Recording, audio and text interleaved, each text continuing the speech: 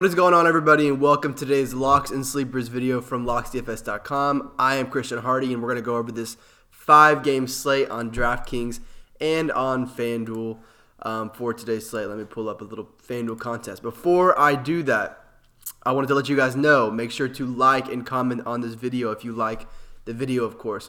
You will be entered, if you comment, to win a free NBA, MLB, whatever season pass you want from Locks DFS. We will do that giveaway once a week. And with MLB coming up, that's a way to get your access for free this year. So we'll be doing that all summer. MLB is coming up. And we also have NBA passes, of course, in the store. I wanted to show you guys what you get with the NBA pass. Unfortunately, the website, Weebly, is having some issues. So I just wanted to pull up. This is our lock sheet, basically. The yellow plays are cash plays, and there's a key that we bring with it. So yellow plays are cash plays, red plays are locks. Players that we suggest you should be having on the slate. Green plays are value plays, and the blue plays that you see are the GPP plays. That's kind of what you'll be getting, as well as my value rankings, my stud rankings for each slate. And as I kind of go through this, I'll kind of be talking about how I'm approaching the slate and how I'll be playing it. So just to kind of help guide you guys through it, just as if I was looking at the slate with you. And also on top of that, you'll get access to Slack, and we have a private live stream right before locks. So go to Locks DFS, you'll get all that good stuff to help you cash on the NBA slate. So let's go ahead and get into it. So the biggest game in terms of, we have a ton of news tonight that I'm not going to be able to get to in this video because none of it has come out, especially in the Chicago game. Within the Phoenix game, we've got Josh Jackson. That's a pretty big one. There's more that I'm not going to touch on, but I wanted to touch on this Portland game because we just saw Yusuf Nurkic go out with an ankle injury, I believe is what his leg, the compound fracture in his leg. I didn't know if they were calling it an ankle in her leg. So we've got Enes Kanter, who's going to start in his place for $5K, and then we've also got a Zach Collins here at $4K. Kanter is basically a lock on today's slate. You put him at 28 minutes. I can pull up Portland's fantasy points per minute right here with McCollum and Nurkic off the floor. And we'll get to Lillard in a second. You see that 1.61 DK point per minute, pretty insane. But you've also got Kanter at 1.71 fantasy points per, or 1.17 fantasy points per minute. So you put him at 28 minutes. Even if he splits minutes with Zach Collins, you can put him at 28 pretty comfortably, and he's getting to value with ease. And it's a Chicago front court that I'm not too scared of, and also a Chicago team in general that just hasn't been playing good defense over the last month and is missing a lot of pieces right now. Especially if we see Laurie sit, and we've already got Levine out. Dunn probably going to sit, but those guys are both questionable, so we don't know where they're at. But Kanter, basically a lock for me today. Also for Portland, you've got Damian Lillard. As I mentioned, the 1.61 fantasy points per minute, pretty nuts for him with McCollum and Nurkic off the floor. Usage rate is like over 40%, you can see here. So this dude is going to take a ton of shots today.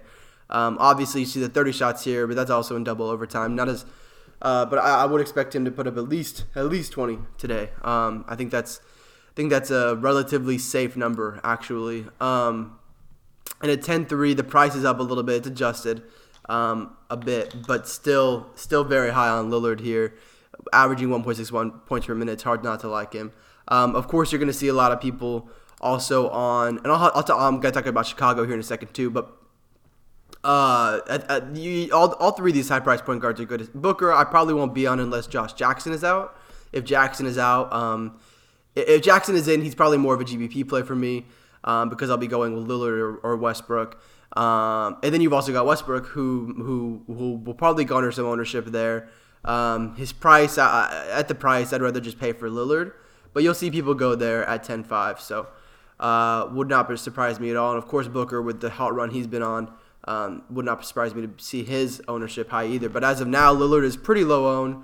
I expect that to move up as we get more news and things kind of start to develop. Then we go to Chicago. Of course, today, again, we have Dunn and we have Levine, both questionable to play. Both were out just yesterday, so I'm leaning more on that they're going to sit outside.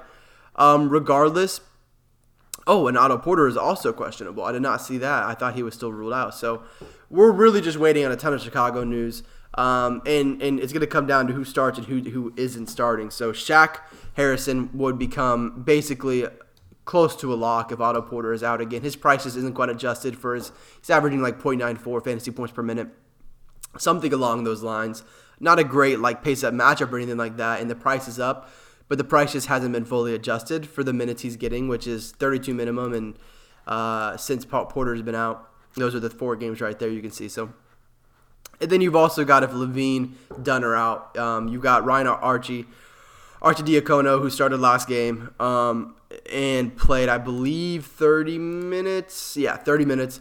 So he's a great play again. His price bumped up a few hundred, but still a great play against Portland if Levine and Dunn are out. And then you also had Wayne Selden start and play 40 minutes last night.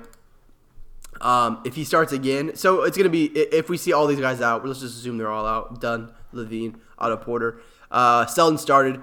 Blakeney had been starting a few games before that. Basically, they're at the same price here at 3.6. So whoever is starting, you can bump up a few extra minutes, maybe like 27 minutes versus like 20, 22 minutes. I would project for, of course, Selden ended up getting 40 last night, which was just like, okay, kind of random.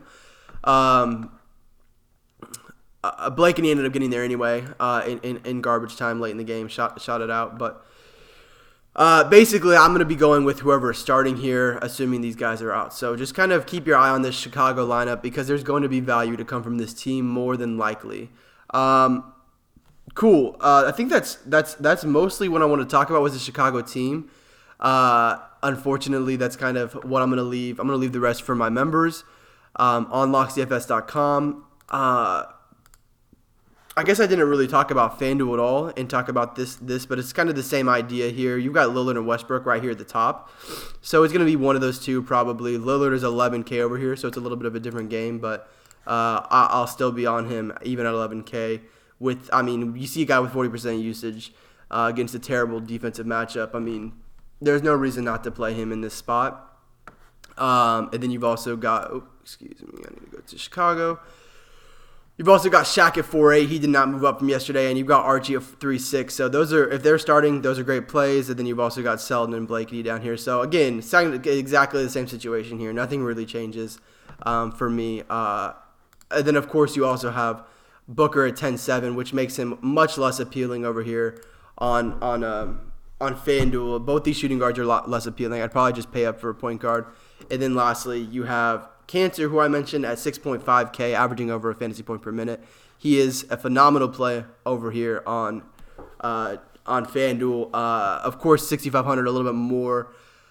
A little bit limiting your upside to 6.5K rather than a 5K. You know, at a 5K, your upside is like 7X probably. At 6.5K, your upside is like 5.5X most likely. So you're limiting your upside, but still he's going to be a great play. There are a lot of centers on this slate in good spots. Gobert is in an awesome spot. Noah's going to be out. Miles Turner gets a pace-up game. JaVale McGee has been playing a ton of minutes, but gets a tough matchup. Thomas Bryant he's probably priced right on FanDuel, and he's been priced up on DraftKings, but he's still a great cash play in this pace-up game if he continues to get 32 minutes. So excuse the voice crack there. Center is a loaded position today, absolutely. It's not going to get me off Enes Kanter. If I'm going to play another one of these guys, I'm probably going to be playing 2 centers on DraftKings. So, all right, I hope that kind of walks you through a little bit of the slate. If you want more, of course, you should get a pass. I'll be in Slack. I'll be in the live stream. And you can ask me any questions you have about the slate there. So thanks so much for watching. And we'll see you guys next time on the Locks and Sleepers video. See you guys then.